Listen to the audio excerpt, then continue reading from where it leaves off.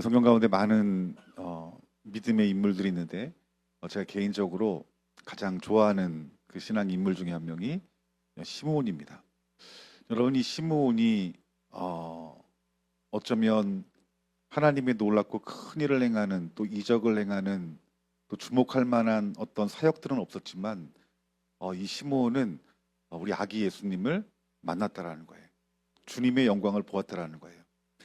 여러분의 소원이 무엇입니까? 제 소원은 부흥을 보고 싶고요. 그리고 예수님을 만나고 싶어요. 진짜 예수님 만나고 싶어요. 이 시므온이 예수님을 만났다 말합니다. 그런데 여러분, 25절 말씀에 이렇게 말합니다. 이 사람은 의롭고 경건했다라고 말씀합니다. 뿐만 아니라 이스라엘의 위로를 기다리는 사람이었고, 정말 중요한 것은 그의 머리 위에 무엇이 임했다 말합니까? 성령님이 그 위에 임했다라고 말씀하고 있는 거예요. 그는 성령의 인도하심을 받는 사람이었어요. 그래서 여러분, 26절 말씀에 성령님이 이 시므온에게 감동의 말씀을 주십니다. 어떤 감동의 말씀을 주시냐면, 그리스도를 보기 전에는 죽지 아니하리라. 이 시므온은 나이가 많은 사람이에요. 근데 여러분, 하나님께서, 성령님께서 어떤 말씀을 하십니까? 네가 그리스도를 보기 전에는 죽지 아니하리라는 감동을 받았다라는 거예요. 27절 말씀 보니까 성령의 감동으로 성전에 들어가며, 그러니까 여러분, 그 삶 가운데 속에서 하루하루 누구의 인도하심을 받은 것입니까? 성령님의 인도하심을 받았다라는 거예요. 성령의 그 인도하심을 받고 그 음성을 듣고 성전에 들어가니까 그곳에서 누구를 만납니까? 아기 예수님을 만났다라는 거예요. 여러분, 이 땅에 살아가면서 지식으로 살아가면 안 됩니다. 내 감정으로 살아가면 안 되고, 내 이성으로 살아가면 안 되고, 하나님 말씀으로, 성령의 인도함으로 따라 살아가야 된다는 거예요. 우리가 말씀을 배우고 지키고 순종하는 삶은 참 귀한 삶이에요. 그렇죠? 근데 그보다 더 귀한 삶이 있습니다. 뭘까요? 성령이 하시는 말씀을 듣고 순종해 나가야 되는 거예요. 저도 신학교 때는 별로 공부를 열심히 안 한 것 같은데, 대학원 때 열심히 공부했던 것 같아요. 공부를 하면서 어떻게 하면 설교를 잘할 수 있을까, 이 생각으로 공부를 했던 것 같아요. 근데 제가 목산수를 받고 예수님을 만나고 그때 성령 세례를 처음 받았어요. 그때 제가 비로소 성령이 하시는 말씀은 교회는 들을지어다라는 말씀이 여러분 내 영 안에 깨달아지기 시작하는 거예요. 그러니까 여러분, 설교가 이 본문을 잘 연구해서 적용해서 설교를 잘하는 게 아니라 그 시에 주시는, 즉 그 시에 주시는, 나에게 주시는, 우리 가정 가운데 주시는, 교회 가운데 주시는 그 성령이 하시는 말씀을 듣고, 그리고 이 말씀을 근거로 증거하는 것이, 이것이 바른 설교라는 것이 깨달아지기 시작한 거예요. 근데 여러분이 성령님이 말씀하시는 것들을 가지고, 감동을 가지고 설교를 할 때 참 하나님이 많이 역사를 하더라고요.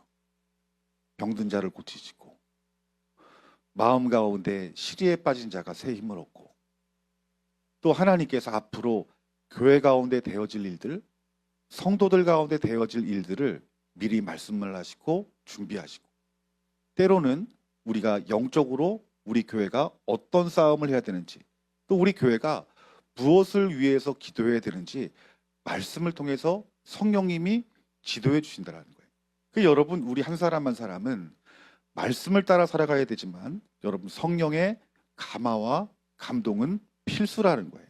여러분, 우리들이 말씀을 읽는 것도 중요하지만 그만큼 중요한 것이 있어요. 그것이 뭘까요? 기도하는 거예요. 성령 안에 기도하여서 우리가 말씀을 보지만 그것이 내 지식으로 받아지는 말씀이 아니라 하나님의 말씀으로 들려지는 은혜가 있어야 된다는 거예요. 여러분, 우리 이 시대가 위기라고 말합니다. 그런데 성경 보면은 위기 때마다 하나님께서 일하셨어요.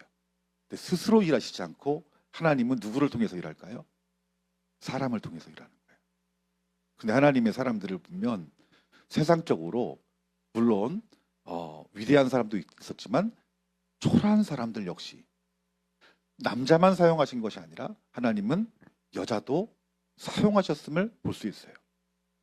여러분, 우리 이 근세에 또 지금 이 시대에 부흥을 우리들이 겪었어요. 근데 여러분이 부흥을 일으킨 목사님들을 보면은, 성도님들을 보면은 화려한 분들이 아닙니다. 이반 노부처는 탄광부였어요. 아주사 부흥회는 그 누구도 주목하지 않는 흑인 목사님이었어요. 근데 그 시대마다 하나님은 사람을 통해서 일하시는데 그들의 어떤 외모나 그들의 어떤 지식이나 경력들을 통해서 일하신 것이 아니라 공통적으로 성령 충만한 사람들을 통해서 하나님이 일하셨다라는 거예요. 근데 여러분이 대한민국이 위기 가운데 있으면 그 위기 가운데 속에서 이 대한민국을 건질 사람들은 반드시 있다라는 거예요. 하나님께서 계획해 놓으시고 세우시는 사람이 있다라는 거예요. 여러분, 거룩한 욕심이 들지 않습니까? 저는 거룩한 욕심이 듭니다. 여러분의 교회가 되기 원하고 우리 서기정 기도 모임이 되기 원하고 저는 우리 좋은 나무가 교회가 되기를 간절히 소망하는 마음이 있어요. 아무도 몰라요. 근데 여러분, 우리들이 그렇기에 성령 충만함을 받아야 된다는 거예요. 우리가 성령 충만함 받게 되면 하나님께서 어떻게 일하실까요? 첫 번째는 따라합시다. 능력의 삶을 살게 합니다. 아멘. 능력의 삶을 살게 한다는 거예요. 사사기서 14장 6절 말씀 보니까 삼손에 대해서 말씀합니다. 삼손이 여호와의 신에 크게 감동하여 손에 아무것도 없어도 그의 사자를 염소 새끼를 치짐같이 찢었으나 그는 그 행한 일을 부모에게 고하지 아니하고 13장 25절 말씀에 소라와 에스라울 사이에 마히네단에서 여호와의 신이 그에게 감동하더라라 말합니다. 그러니까 여러분, 삼손이 하나님의 크고 놀라운 일을 하기 전에 먼저 그에게 무엇이 임했다 말합니까? 성령님이 임했다라고 말합니다. 그래서 사사기 15장 14절 말씀 보니까 삼손이 레이의 이름에 블레셋 사람이 그에게로 마주 나가며 소리지는 동시에 여호와의 신의 권능이 삼손에게 임하매 그 팔 위에 준 불탄 삼과 같아서 그 결박되었던 손에서 떨어진지라. 삼손이 나귀의 새턱뼈를 보고 손에 내밀어 취하고 그것으로 1,000명을 죽이고 가로되 나귀의 턱뼈로 한 더미 두 더미를 쌓았으며 나귀의 턱뼈로 내가 1,000명을 죽였도다라고 말합니다. 삼손이 1,000명을 죽였대요, 적들을. 근데 여러분, 성경은 그 이전에 삼손에게 무엇이 임했기 때문이라 말합니까? 성령님이 임했기 때문이다라고 말합니다. 우리 그리스도인의 강함은 성령의 감동, 성령의 능력 가운데 있다는 사실들을 알아야 됩니다. 어쩌면 이 시대를 바라보면서 힘을 잃는 것이 어쩌면 요즘 저와 여러분의 모습일지 모르겠어요. 여러분, 우리가 지금 이 시대에 정말 하나님이 원하시는 것이 무엇일까? 다시 한번 우리들이 성령의 충만함을 받고 성령의 감동으로 살아가는 삶이 가장 필요한 때가 여러분 지금이 아닐까라는 생각이 듭니다. 사사기 11장 29절 말씀에서도 하나님께서 입다를 통해서 일하시는데 이렇게 말씀합니다. 여호와의 신이 입다에게 임하시니. 그러니까 여러분, 그 당시에 이스라엘을 구한 사사들에게 하나님께서 제일 먼저 하신 일이 무엇이냐면 성령님을 부어주셨다라는 거예요. 기드온에게도 사사기 6장 34절 말씀 보니까 여호와의 신이 기드온에게 강림하시니라고 말합니다. 여러분이 기드온의 군대 300명이 몇 명과 싸워 이깁니까? 15만 명과 싸워서 승리를 하는 거예요. 즉 이 말씀은 이길 수 없는 전쟁에서 하나님께서 이기게 하셨다는 것입니다. 여러분, 우리의 싸움은 혈과 육의 싸움이 아니라 말합니다. 영적인 싸움이래요. 이 영적인 싸움에서 승리를 하려면 무엇이 필요할까요? 교회 다니는 것도 중요합니다. 하지만 더 중요한 것은 무엇이냐면 성령님의 충만함을 받아야 된다는 거예요. 성령님이 임하시면 우리 하나님은요, 역전이 능하신 분이신 줄 믿습니다. 즉 1000대1의 싸움에서 이긴 거예요. 1000대1이면 여러분, 기독교 인구가, 청년 인구가 몇 프로라고 말을 해요? 6%라고 말하기도 하고 또 어떤 분은 4%라고 말합니다. 여러분, 작습니까? 큽니까? 이전보다 작죠? 그런데 하나님은 1000대 1로도 이기게 하셨대요. 여러분 이길 수 있습니다. 여러분 성령 충만함 받아서 여러분을 붙들고 있는 모든 영적인 전쟁, 싸움, 마귀의 결박들을 끊어내고 우리가 싸워야 할 개인적인 영적인 전쟁, 교회와의 영적인 전쟁, 민족 간의 영적인 전쟁, 열방 가운데 있는 이 공중권세 잡은 자와의 싸움에서 이기는 자가 되어지기를 주님의 이름으로 축원합니다. 여러분 베드로도 예수님이 제였지만 예수님을 부인해요. 그런데 그가 오순절 마가의 다락방에서 성령을 받습니다. 그때 그의 삶이 변합니다. 어떻게 변해요? 이전에는 내 생명이 두려워서 예수님을 부인하고 떠났지만 성령을 받고 나서는 예수님을 위해서 죽을 수 있는 사람이 되었다라는 것이에요. 그래서 사도행전 1장 8절 말씀 보니까 오직 성령이 너에게 임하시면 너희가 권능을 받고 힘을 얻는다라는 거예요. 예루살렘과 온 유대와 사마리아 땅끝까지 이르러 내 증인이 되리라 하시니라. 아멘. 전도하는 것도 우리의 힘으로 되는 것이 아니래요. 성령의 능력이 임해야 복음이 증거되어진 것이다라고 말씀하고 있는 거예요. 여러분 사도 바울이 전도 여행을 할 때 그 전도 여행을 말씀을 잘 들여다보면 능력 전도입니다, 여러분들. 다 성령님이 하신 일이에요. 성령님이 가야 될 것들을 보여주시고 성령님이 만나야 될 사람들을 가르쳐 주시고 성령님이 가르쳐 주신 감동하여 주신 말씀을 증거할 때 회개의 역사가 나타나는 거예요. 베드로가 복음을 전할 때 성경은 뭐라 말합니까? 성령 충만한 베드로의 모습을 보이지 않습니까? 야, 저거 예수와 같이 다니던 어부가 아니냐? 저 무식한 자가 아니냐? 근데 그 무식한 학문이 없는 베드로의 설교 가운데 속에서 하나님의 권능이 임하니까 수많은 사람들이 그 복음을 듣고 회개하고 죽게 돌아오는 것들을 성경은 우리들에게 말씀해주고 있다라는 거예요. 여러분 성령을 받으면 권능 있는 사람이 됩니다. 성령을 받으면 능력 있는 사람이 됩니다. 오늘 이 권능과 능력이 저 여러분이 속한 교회 가운데 충만히 임하시기를 주님의 이름으로 축원합니다. 두 번째는 따라합시다. 예언을 말하게 됩니다. 예, 성령 충만하면 예언을 말한다라고 말씀하고 있어요. 민수기서 11장 25절 말씀에 예수께서 구름 가운데 강림하사 모세에게 말씀하시고 그에게 임한 신을 70장로들에게 임하게 하시니 신이 임하신 때에 그들이 예언하다가 다시는 아니하였더라라고 말씀합니다. 즉 성령이 감동이 되니까 그들이 무엇을 한다 말합니까? 예언을 했다라고 말씀하고 있습니다. 사무엘상 10장 10절 말씀에서도 사울 왕이 예언을 했대요. 말씀 보니까 그들이 산에 이를 때에 선지자 무리가 그를 영접하고 하나님의 신이 사울에게 크게 임하여. 근데 그냥 예언한 것이 아니라 먼저 그들의 머리 위에 무엇이 부어집니까? 성령님이 부어졌다는 거예요.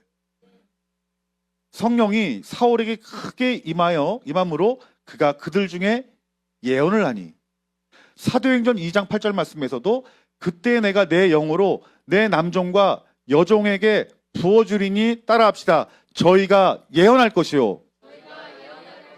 아멘. 성령 받으니까 예언이 임했다라고 말씀하고 있다라는 거예요. 물론 성경을 넘는 또 다른 예언은 없을 것입니다. 그런데 여러분이 예언이라고 하는 것은 장래에 대한 하나님의 계획들, 하나님의 뜻들을 말씀하고 있는 거예요. 제가 교회 개척을 하고 2년 동안 골방에서 기도를 하면서 성령 충만을 받게 되니까 집 밖을 나가게 하시더라고요. 그때 책상 밑에 어두운 데 들어가서 골방에서 딱 2년을 기도했던 것 같아요. 근데 기도하고 내가 말씀 앞에 섭니다. 그러니까 1시간 정도, 2시간 정도 주님을 찬양해요. 그리고 찬양을 들으면서 그때는 그 임재가 뭔지도 몰랐어요. 신학교에서 가르쳐 주라니까. 주님 안에 머물러 있는 거예요. 마치 우리 예수님이 내 옆에 있는 것 같아요. 그럼 제가 이렇게 말해요. 성령님 말씀해 주세요. 내가 듣겠습니다. 그리고 성경을 피잖아요. 그리고 그 말씀이 예전에 그랬어요. 성경 어떻게 하면 설교를 은혜롭게 잘할까 막 이 생각이 들었거든요. 은혜가 받는 게 아니라 나에게 주시는 말씀으로 들려지는 거예요. 나에게 들려주는 말씀이 될 때 제일 먼저 나타나는 일들이 무엇인지 아십니까? 회개입니다, 여러분들. 이전에는 이 말씀을 통해서 어떻게 성도들을 회개시킬까? 성령님이 내 마음 가운데 부어지니까 나에게 하시는 말씀으로 들려지는 거예요. 그 말씀 붙들고 회개하고 기도하면 5시간, 6시간이 금방 가요. 눈 깜빡할 사이 가는 거예요. 그때 주님 안에 이렇게 머물러 있잖아요. 그러면 성령님이 내가 누구를 만나야 될지 또 어떤 사람에게 전화 신방을 해야 될지 성령님이 감동해 주십니다. 처음에는 제가 이런 생각을 했어요. 그냥 그 사람이 갑자기 생각이 난 거겠지. 거부하잖아요. 그날 밤에 하나님 꿈을 꾸게 하시는 거예요. 마치 야 현영아 내가 전화하라니까 왜 안 하냐고 이런 것처럼 느껴지는 거예요. 전화하면은 그분이 정말 하나님의 위로가 필요하거나 격려가 필요하거나 하나님의 도우심이 필요한 사람들이더라고요. 내가 기도해 주거나 말씀을 전해주면요 그분이 영이 다시 살아나는 거예요. 저 교회 개척할 때도 그랬어요. 저 한 번 개척하다 실패를 해가지고 돈을 다 떼어 먹혀가지고 돈이 10원도 없어서 개척도 못할 상황이었거든요. 2년 정도 됐을 때 나도 모르게 이런 기도가 되는 거예요. 하나님 저 이제 가정에서 예배 안 드리고 나가서 예배 드리고 싶다고. 여러분 생각해 보세요. 뭐가 있어야지 가지 않아요. 근데 문득 마음의 감동에 하나님이 현영아 네 소원을 말해봐라. 이게 들렸다고 말하면 또 우리 좋은 나무가 이단이 되죠. 어떤 마음이었냐면 하나님이 귀에는 들려지 않았지만 현영아 네가 원하는 게 뭐니? 이런 마음을 주시는 것 같아요. 제가 요목조목 말했어요. 첫 번째, 하나님 반지 하나 아니었으면 좋겠어요. 오래된 구호가 아니었으면 좋겠고 하나님이 이 의정부 지역을 기도하라 하셨으니 의정부에서 제일 깨끗한 빛이 많이 들어오는 그런 건물에서 예배하고 싶어요. 그런데 신기하게 하나님이 그 건물을 주시더라고요. 그러니까 이전에는 이미 우리에게 주셨던 과거의 말씀을 가지고 제가 말씀을 읽고 묵상하고 설교를 했다면 이제 성령 충만함 받고 나니까 하나님이 행하실 일들을 말씀을 통해서 가르쳐 주시고 깨닫게 하시고 그 말씀들이 더 이상 과거의 말씀이 아니라 현재 능력이 되는 말씀, 내일 그 말씀이 성취되어지고 이루어지는 초자연적인 하나님의 말씀들로 바꿔주신다는 거예요. 그러니까 여러분 우리들이 성령 충만함 받고 성령님과 감동하는 삶을 매일매일 살아가는 자들에게는 하나님께서 나에게 찾아오셔서 나의 내일에 대해서 하나님 말씀해 주시는 분이 하나님이십니다. 교회에 말씀하시는 거예요. 대한민국을 위해서 기도하는 교회와 성도라면 하나님께서 대한민국에 대한 말씀을 예언적으로 하시는 분이 하나님이시라는 거예요. 그러니까 여러분 성령에 감동받은 사람들은 내 생각을 말하지 않습니다. 자, 우리가 회의를 해요. 우리 회의를 하면서 우리 이번에 이런 일들이 있는데 이 일들을 어떻게 진행하면 좋겠습니까? 성령에 감동되는 사람이 한 사람도 없어요. 그 회의가 1시간, 2시간, 3시간 지나가는 거예요. 왜? 자기 생각들을 얘기하고 자기 경험들을 얘기하니까. 또 그것이 힘든 일이면 절망하는 거예요. 낭망하는 거예요. 낙담하는 거예요. 그 안에 성령님이 감동하시는 분이 있다라면, 하나님 그에게 감동하셨다라면 이 일은 정말 큰 일이지만 이 일은 아무 일도 아닙니다.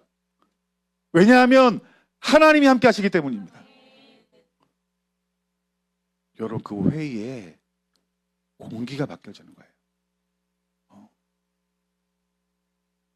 모든 사람들이 기뻐하고 즐거워할 때 성령님이 지금은 우리가 즐길 때가 아니라 기도할 때라는 것들을 성령님이 가르쳐 줄 때가 있어요.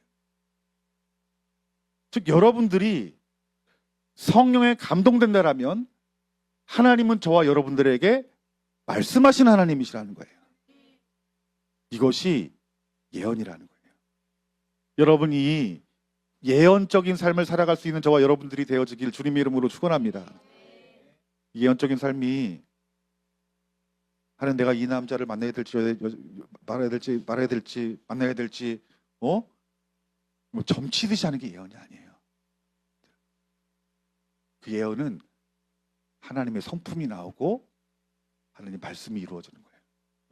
그 나라와 그 의를 위해서 쓰임 받도록 하나님께서 일하시고 또 이끌어 가시는 그 통로가 바로 예언이라는 거예요.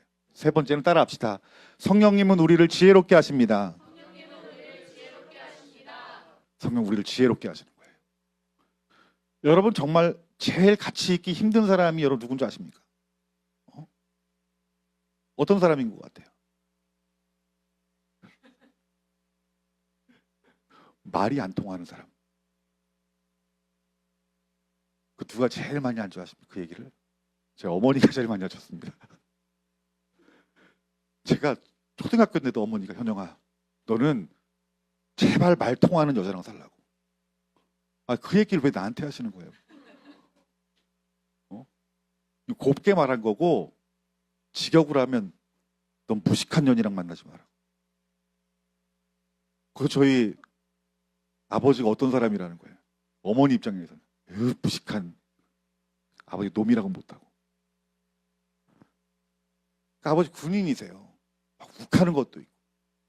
얘기를 하자 그러면 1분 이상 앉아있질 못해요. 성격도 급하시고. 밥을 먹잖아요. 밥을 먹으면 1분 컷입니다, 여러분들. 외식 나가면. 그럼 다 드시고 나서 우린 숟가락 그제 한 두세 번 펐는데 쌍욕을 하시면서 빨리 처먹으라고.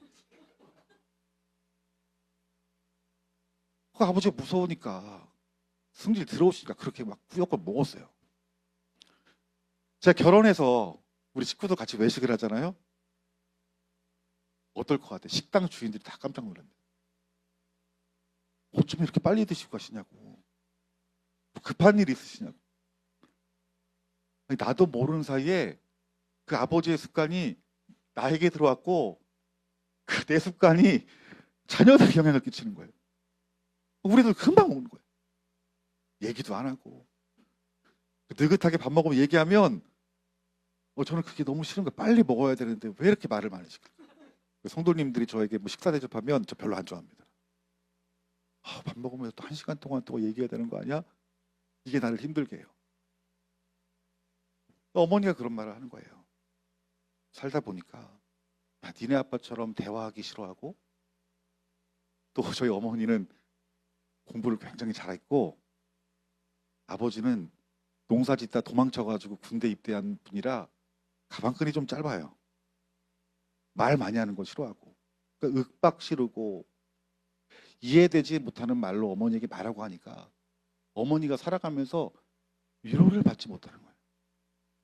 천만다행 교회에서 예수님을 만나면서 예수님과 대화하니까 지금까지 저희 아버님이랑 살고 있어요, 여러분. 그러니까 여러분, 우리들이 어떤 사람이 되어야 되냐면 지혜로운 사람이 되어야 될 줄 믿습니다. 출애굽기 31장 1절부터 5절까지 말씀 보니까 하나님의 신이 그에게 충만하게 하며, 하나님의 신이 어떻게 했다고요? 충만하게. 한 방울이 아니라 충만하게 부어졌대요. 그러니까 여러분, 그 뒤에 말씀 보니까 지혜와 총명과 지식과 여러 가지 재주로 공교한 일을 연구하여 금과 은과 노스로 만들게 하여 보석을 깎아 물리며 나무를 새겨서 여러 가지 일을 하게 하시고 성막을 만드는데 하나님께서 제일 먼저 하신 일이 무엇입니까? 기술자를 찾는 게 아니라 하나님 먼저 그 일을 하는 사람들에게, 하나님의 일을 하는 사람들에게 성령을 부어주시는 거예요. 그 성령이 부어주시니까 무엇이 맺대요? 지혜와 총명이 맺대요. 여러분, 저는 실제로 이런 것들을 많이 경험했어요. 제 제자 한 명 중에도 3번을 편입해가지고 서울대 갈 친구들을 봤어요. 처음 시작한 대학교가 삼척대학교, 강원대학교 편입, 성균관대 편입, 서울대 대학원 갔어요. 지금 서울대 병원 연구소에 있어요. 근데 그 과정을 제가 알아요. 제가 성령 받고 그 제자가 성령 받았어요. 목사님, 이 뜨거움을 어떻게 하면 됩니까? 너 새벽 예배부터 가라고. 그 친구가 그 삼척대학에서 학교 앞에 새벽 예배를 가는데 한 6개월을 다녔나 봐요. 근데 그쪽 그러는 거예요. 그냥 아주 귀찮게 막 일주일에 막 한두 번씩 전화해가지고 목사님 기도하는데 막 이렇게 뜨거워지면서 막 몸에 막 불이 나는 것 같다고. 그저 어떻게 말해? 더 기도하라고. 막 주님의 감동이 느껴지고 음성이 들려진대. 순종하라고. 그리고 점검하고 순종하라고. 근데 갑자기 감동이 있는데 편입하라는 마음에 감동 주셔가지고 해라고 그랬더니 하더니 강원대 가더라고요. 근데 또 한 6개월 지났더니 또 감동이 왔대. 얘는 무슨 감동만 오나 뭐냐 했더니 저 서울에 있는 대학으로 편입하라는 감동 주는데 어떻게 할까요? 이런 마음은 생기는 거예요. 야, 강원대도 괜찮으니까 그냥 다녀. 좋은 대학이잖아. 다녀. 근데 목사가 또 믿음 없는 말 하면 안 되잖아요. 또 이렇게 하나님이 네 머리로 그나마 제일 좋은 대학에 하나님께 또 그 네 머리에서 제일 좋은 데 보내줬는데 이건 네가 너무 욕심 부리는 거 아니냐? 여기까지 나오는데 그래, 하나님이 너의 감동 주셨다면 지혜도 주실 거야. 그 들어가더라고. 그래서 서울대 대학원 갔다는 얘기 듣고 제가 깜짝 놀랐어요. 여러분, 우리가 성령 받으면 지혜가 부어지고 지식이 부어지고 총명이 부어진다는 얘기를 들었잖아요. 다니엘 얘기도 들었잖아요. 그런데 내가 그 초등학교 때부터 대학교 때까지 가르쳤던 얘는 정말 공부하기 싫어하고 무식한 걸 내가 아는데 하나님이 그렇게 지혜를 주신 걸 보니까 저도 그때 성령세를 받았지만 성경에서 모세가 홍해를 가는 것보다 더 크게 더 은혜가 되는 거예요. 난 직접 봤으니까. 홍해 갈라진 거 못 봤으니까. 그러신가 보다. 아니, 이런 애가 어떻게 더 놀라운 거예요. 그러니까 여러분, 하나님께서는요, 하나님의 나라를 이루어갈 때 사람을 통해 일하시는데 우리 어떤 학업의 자리, 직장의 영역들, 또 창조적인 지혜가 필요한 어떤 아이디어를 개발하는 어떤 일을 할 수도 있죠. 여러분, 이것을 주시는 분이 누구시라는 거예요? 성령님이시라는 거예요. 그 성령님이 우리에게 총명을 주시고 지혜를 주시는 분이라는 이 사실들을 믿는 저와 여러분들이 되어주기를 주님의 이름으로 축원합니다. 갑자기 여러분들 마음이 뜨거워지지 않습니까? 하나님 나라가 이루어지려면 여러분들이 영혼이 잘 되고 범사가 잘 돼야 돼요. 하나님의 일을 하려면 재정도 필요하죠. 근데 그 재정이 어디에서 와야 되냐면 여러분의 헌신과 여러분의 노력으로 와서는 안 돼요. 하나님이 하늘의 창고를 열어야 됩니다. 우리 형제님이 아주 그냥 제일 장점이 성실이야. 또 원래부터 공부도 잘했고 아이디어가 무슨 일만 하면 잘 돼. 이분이 열심히 일했는데 막 1억을 버는 거야, 한 달에. 11조를 1,000만 원씩 내. 최상현 목사님이 이번 성전 건축을 해야 되는데 1억 헌금하라고. 그러면 아니, 우리 목사님이 좀 이상해졌는데 근심하여 교회를 떠났더라. 이럴 수 있어요. 이 자매가 했어요. 자매는 어릴 때부터 공부도 잘해본 적이 없어. 머리가 좋아본 적도 없어. 이거 예언 아닙니다. 잘해본 적도 없어. 근데 갑자기 기도하는데 성령님이 내가 전혀 생각지도 못한 것들을 아이들 반짝 주시는 거예요. 근데 이거를 터부시하지 않고 그래, 성령이 주신 감동이니까 한번 이 아이디어로 일을 하자 했는데 대박이 난 거예요. 이분도 똑같이 1억을 벌었어. 그런데 그 1억을 여러분, 내가 열심히 공부해왔고 열심히 노력해왔고 열심히 기도해왔고 내가 계획해서 이렇게 번 돈인데 이 돈을 왜 하나님 앞에 드려, 이런 마음이 들 수 있을까요? 진짜 은혜를 알면 내가 한 게 아무것도 없는 거예요. 그냥 나는 그 시에 주시는 성령의 음성과 감동으로 하루하루를 살아갔는데 성령님이 아이디어를 주시고 좋은 사람을 만나게 하시고 그 일들을 행할 때 하나님께서 내가 상상할 수 없는 재정을 부어줘요. 이분은요, 그걸 다 드려도 아깝지가 않아요. 왜 그럴까요? 하나님이 다 하신 걸 아니까. 여러분, 재정도 하나님의 능력 가운데 부어지는 재정으로 하나님의 나라가 확장이 돼야지. 제가 얼마 전에 군산에 있는 그 섬에 다리가 놓여가지고 그 다리를 처음으로 만든 지 얼마 안 된 그대를 지나갔는데 교회가 있는데 그 교회에 이렇게 탑이 하나, 그 비석인가 뭔가 그걸 뭐라고 그러죠? 이걸 머릿돌이 하나 있는 거예요. 근데 그 교회가 어떻게 처음 세워졌는지 미국의 어느 주에 어떤 도시에 어떤 성도들이 그 미국의 제일 가난한 성도들이 기도하는 가운데 이 섬에다가 하나님께서 헌금하라는 마음을 주셔가지고 성도들이 십시일반 그걸 다 하나님 앞에 드린 거예요. 그런데 그 목사님 얘기를 들어보니까 그 교회가 하나 그 섬에 지어짐으로 말미암아서 그 주변에 있는 수십 개의 섬이 가장 복음화율이 높은 섬이 되더라는 거예요. 그러니까 여러분, 하나님의 나라는 성령의 감동으로 하나님은 일하시는데 여러분, 하나님께서는 우리가 성령 충만함 받고 감동을 받을 때 지혜를 주시는 분이 하나님이시라는 거예요. 그 지혜가 올바른 선택을 하는 거예요. 그분들이 그 선택 가운데 속에서 야, 내 자식들 공부시키는 게 더 중요하지, 내가 먹고 마시는 게 더 중요하지라는 생각이 있다라면 물론 그 땅을 하나님께서 복음화시키려면 하나님 다른 방법을 사용하겠지만 그 축복은 그들이 받지 못했을 거라는 거예요. 여러분, 성령 충만함을 받으시길 주님의 이름으로 축원합니다. 네 번째는 따라합시다. 은사의 열매를 맺게 하십니다. 아멘. 고린도전서 12장 7절 말씀 보니까 각 사람에게 성령의 나타남을 주심은 유익하게 하려 하십니다 라고 말씀하고 있다는 거예요. 즉 여러분, 우리가 성령님을 받게 되면 하나님께서 은사를 주시고 또 은사를 사용할 수 있는 은혜를 우리 가운데 주신다라고 말씀하고 있는 거예요. 은사를 어떻게 사용하는 걸까요? 성경은 나를 위해 사용하는 게 아니래요. 하나님의 영광을 위해서, 몸된 교회를 위해서.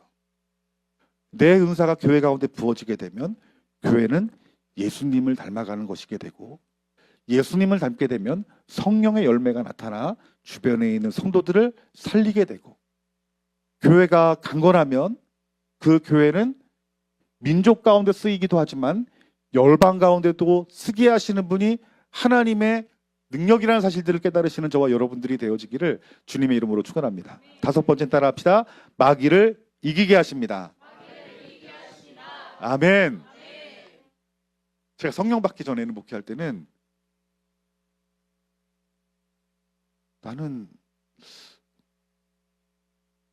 목사의 그 최고의 그 사명의 말씀, 복음 전하고 그들을 영접시켜서 구원하는 것이 이것이 하나님의 나의 부르심이지? 라고 생각했어요. 물론 변함이 없어요. 근데 제가 개척을 하고 나서 새벽 예배 때 이렇게 멀리서 서울에서 교회 다니시는 분들이 한 4-5분이 저희 교회에서 예배를 드렸어요. 근데 그 교회에서 6년을 사역했는데 4년 동안 어떤 사람들이 온 줄 아십니까? 그 의정부 쪽에 귀신 들린 사람만 교회 오는 거예요. 그러니까 막 벌거벗고 다니는 이런 귀신 들린 사람이 아니라 완전히 악한 영이 눌려 있는 분들.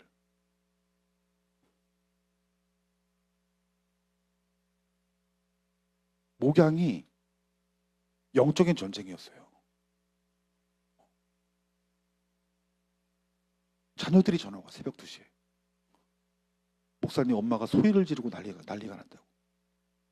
좀 와주시면 안 되냐고.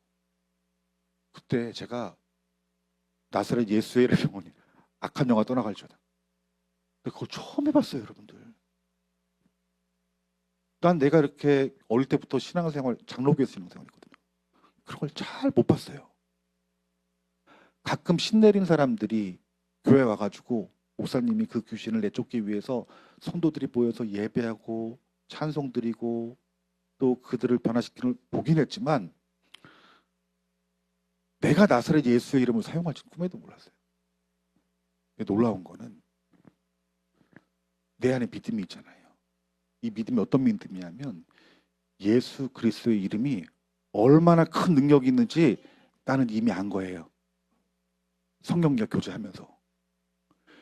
지식으로 나사렛 예수의 이름이 선포되어지는 것이 아니라 내 주님이 보여지는 거예요. 그 이름의 능력이 보여지는 거예요.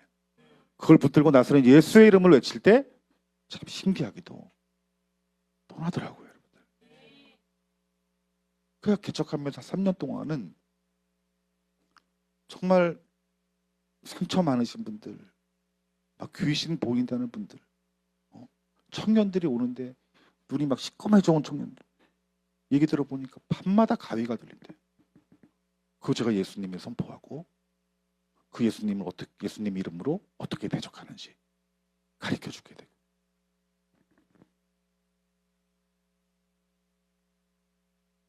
예수님이 복음을 증거할 때 어떤 일들을 합니까? 그 마을마다 그 숨겨져 있던 귀신들의 정체가 드러나죠. 성령을 받은 사도들이 복음을 증거하는 가운데 제일 먼저 사도들을 알아본 자들이 누굽니까? 악한 영들인 거예요. 그런데 그 악한 영들이, 귀신들이 예수님과 사도를 이길 수 있겠습니까? 주의 성도를 이길 수 있겠습니까? 여러분, 정체가 드러나면 반드시 이길 수밖에 없습니다. 왜 그럴까요? 우리 예수 그리스도의 이름의 능력이 곧 나의 능력이기 때문입니다. 우린 그 예수 그리스도의 이름을 선포할 수 있어요. 이 얘기를 들었어요. 목사님이 전도사님이랑 신방을 가는데 귀신 들리는 적이 있길래 그 목사님이 귀신 들린 여자 좀 이거 예수님 선포해 보라고. 목사님 그랬대요. 그러니까 전도사님이 나사렛 예수 귀신 떠나가 그랬더니 비웃더라는 거예요. 야, 내가 네 말로 내가 나갈 것 같아? 이러더래요. 그래서 목사님이 나사렛 예수 이름 선포하니까 그 귀신이 두려워서 제발 예수님의 이름 부르지 말라고. 제발 예수님 이름 부르지 말라고. 간증이에요. 그분이 이러는 거예요. 똑같이 예수님의 이름을 외쳤는데 왜 어떤 이의 그 선포는 두려워하고 어떤 이의 선포는 우습게 여기냐는 거예요. 아, 귀신이 정확하게 급을 알았나? 아, 내가 전도사급으로 내가 나갈 수 없지. 목사 정도는 돼야지 내가 나가지. 제가 읽었던 책의 내용에서 어떤 분 귀신 들린 그분을 놓고 기도했대, 성도들이. 막 그 귀신 떠나가기를 3시간, 4시간 기도하는데 귀신이 나가지가 않는 거예요. 근데 그 어떤 자녀가 어머니가 하도 오지 않으니까 교회를 가본 거예요. 같이 앉아서 기도를 했대, 아기가. 초등학교 2, 3학년 된 아기가. 그런데 그 아이가 나사렛 예수를 명하노니 귀신아 떠나가라 했는데 그때 마침 떠났대요. 여러분, 이게 그 목사님 이렇게 말씀하시는 거예요. 그 아이가 올 때 때맞춰 귀신이 나갔을 수 있고, 그런데 그 목사님은 그 아이의 믿음을 알아요. 여러분, 우리 주일학교 아이들 중에서도요, 믿음이 특별한 애들이 있잖아요. 성령님이 임한 아이들이 있어요. 저희 교회도 믿음의 아이들이 있어요. 여러분, 귀신은 사람의 외모로 도망가거나 맞서지 않겠죠? 그 안에 있는 그 믿음으로 말미암는, 성령으로 말미암는 그 예수 그리스도의 이름에 능력에 그들이 굴복이 되어지는 거예요.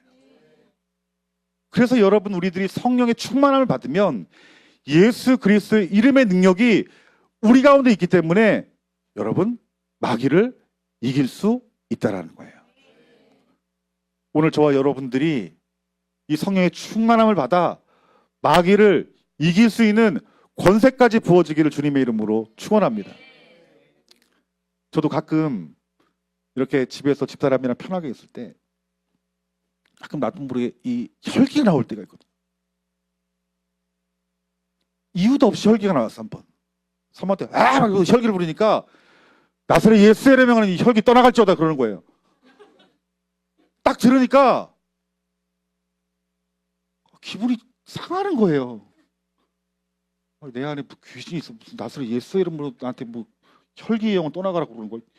그런데 갑자기 뭔가 머릿속으로 쑥 뭐가 빠져나가는 것처럼 시원한 거예요.